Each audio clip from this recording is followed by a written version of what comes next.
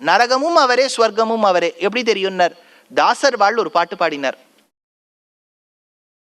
ನಂಬಿದ ವಿಭೀಷಣಗೆ ಮಿತ್ರನಾದ, ನಂಬದಿದ ರಾವಣನಿಗೆ ಶತ್ರುವಾದ, ನಂಬಿದ ಪ್ರಹ್ಲಾದನಿಗೆ ಹರಿಯಾದ, ನಂಬದಿದ ಹಿರಣ್ಯನಿಗೆ ಹುರಿಯಾದ, ಯಮನಲ್ಲಿ ಕಾಣೇನೆಂದು ಹೇಳಬೇಡ, யமனே ஸ்ரீராமனு சந்தேக பேட. யமனை எங்கேயும் பார்க்கலேன்னு சொல்லாதே, அந்த யமன் வேற யாரும் இல்லை, ராமன் தான்.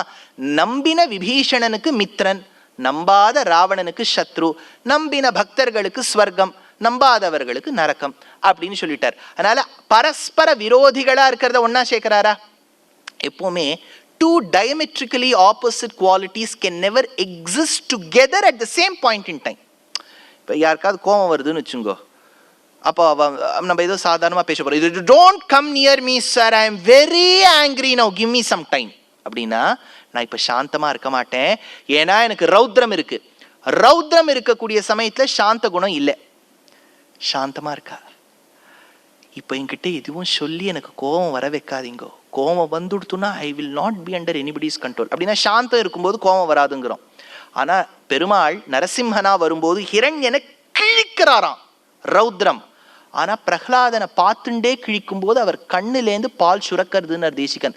Saroja சதிருஷாதிருஷா வியதிபிஷஜ்யதே வியஜ்யதே. He is able to showcase his வாத்சல்யம் and குரோதம் at the same time. பரஸ்பர விரோதிகள்னு பேர். அதனால இந்த மூணாவது மந்திரம் ஏதாவானஸ்ய மகிமா, இப்பேற்பட்டவனுடைய மகிமையை சொல்ல போறேன் அப்படின்னா இங்க உப்பிலியப்பன் பெருமையை சொல்ல போறேன்னு அர்த்தம்.